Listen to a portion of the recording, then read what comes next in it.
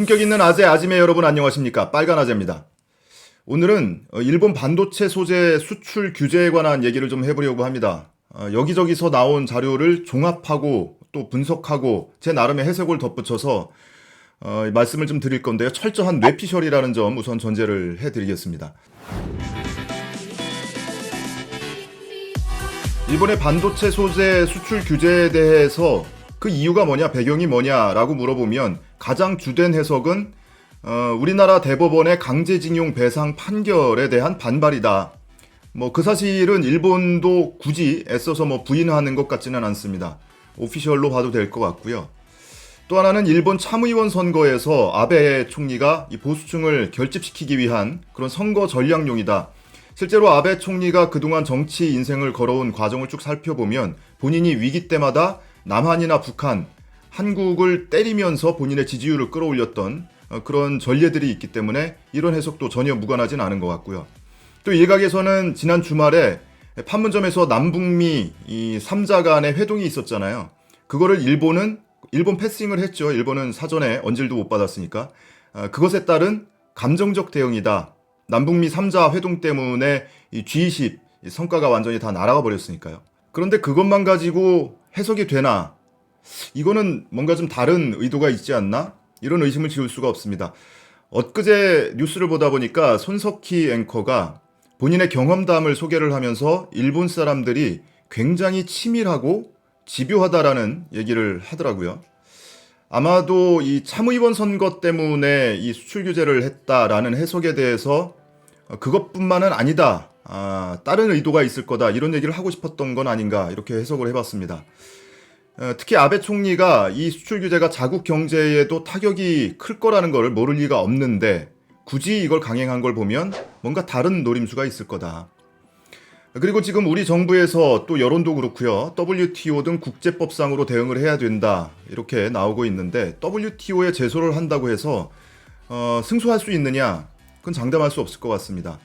일본 입장에서는 우리나라 입장에서는 수출을 규제한 거다. 그렇기 때문에 WTO 위반이다 이렇게 주장을 하고 있지만 일본 입장에서는 어떻게 해석을 하고 있냐면 최혜국 대우를 하고 있는 이 화이트리스트에서 일반국으로 그냥 제외를 한 것뿐입니다. 그동안 유럽 선진국이나 일부 국가들과는 이 최혜국 대우를 해줘서 이 수출 절차를 간소화시켜줬는데 이제는 한국은 믿을 수 없는 나라이기 때문에 그 절차 간소화를 해주던 특혜, 우대 이것을 없애버린 겁니다. 그렇기 때문에 수출 규제를 한 건 아니다.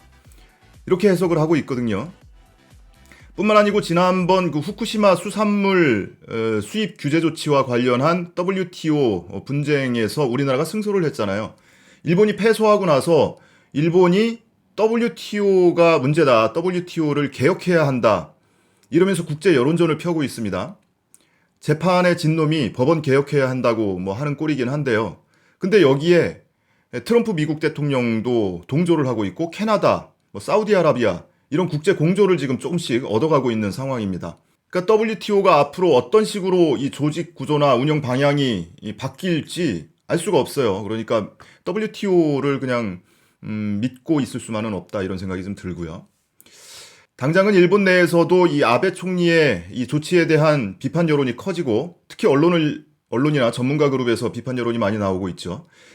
그리고 특히 이 관련 산업의 주가만 놓고 보더라도 일본 내 관련 산업들의 주가는 떨어지고 있고 우리나라의 연관 산업의 주가는 올라가고 있고 이렇습니다.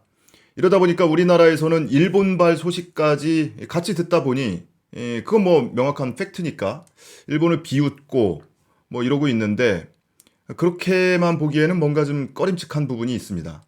장기적으로 보면 일본의 수출 규제가 있다 하더라도 우리나라는 그 관련 부품이나 소재를 국산화를 좀 박차를 가하고 실제 정부에서도 또 투자 계획을 발표하기도 했죠.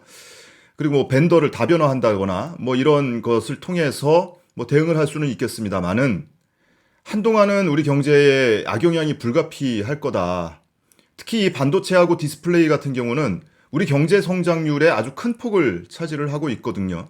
일본의 경우에는 내수 시장이 굉장히 탄탄하지만 우리는 수출 주도의 그런 산업 구조를 갖고 있기 때문에 이 반도체하고 디스플레이의 수출의 차질이 빚어지면 우리 경제 성장률에도 굉장히 큰 타격이 불가피할 겁니다. 자, 그렇게 되면 뭐 장기적으로는 해소가 되더라도 일단 단기간 6개월, 1년 내로는 우리 경제에 큰 타격이 불가피한 조치일 수도 있다. 자, 경제가 악화되면 그 책임은 오롯이 정권에 돌아갈 겁니다. 자, 일본이 이 부분을 정확히 파고드는 것 아닌가? 정치 행위를 하고 있는 것 아닌가? 이런 생각을 하게 되는 거죠. 극단적으로 표현해서 우리나라 정권 교체를 꾀하고 있을 수도 있다. 실제로 이런 해석은 며칠 전에 그 경제학자 최백은 교수가 라디오에서 또 이런 해석을 하기도 했었습니다. 일본은 우리나라 이 정치 역사와 맞물려 놓고 보면 과거 보수 정권 시절에 좋은 추억이 많이 있죠. 1965년 한일협정을 비롯해서 이명박 정권 때 체결했던 한일 군사보호협정, 군사정보보호협정, 그리고 박근혜 정권 당시 체결했던 한일 위안부 협상 결과까지 뭐가 됐든 자신들이 원하는 방향으로 관철을 시켜왔습니다. 자신들의 힘만으로 어려우면 미국을 등에 업고 미국의 입김을 활용을 해서 우리나라를 압박해서 본인들이 원하는 방향으로 끌고 나갔죠. 반면에 김대중 정부, 노무현 정부, 문재인 정부에서는 본인들 맘대로 잘 안 되죠. 호락호락하지가 않죠. 당장 문재인 정부에서만 보더라도 전 정권에서 박근혜 정부와 맺었던 한일 위안부 협상 사실상 뒤집었고요. 그리고 후쿠시마 수산물 수입 규제와 관련한 WTO 제소에서도 박근혜 정권 때 났던 1심에서는 일본이 승소를 했는데 문재인 정부가 소송을 담당했던 2심에서는 한국 정부가 승소를 했습니다. 그것도 굉장히 이례적인 일이라고 하죠. 그러니까 일본은 망신 톡톡히 당했고, 그리고 최근에 문제가 되고 있는 이 강제징용 배상 판결에 이르기까지 일본 맘대로 되는 게 하나도 없습니다. 전에 보수 집단이 이 정권을, 한국 정부를 집권했을 때는 본인들 원하는 대로 잘 끌고 나갔죠. 유리하기가 쉬웠을 겁니다. 그런데 이 민주개혁 정부만 들어서면 본인들이 원하는 대로 잘 흘러가지가 않아요. 자, 그렇게 놓고 보면 아베 입장에서는 한국의 정권을 교체하는 게 본인의 정치적 이해와 맞아떨어진다. 이렇게 분명히 느낄만 하고요.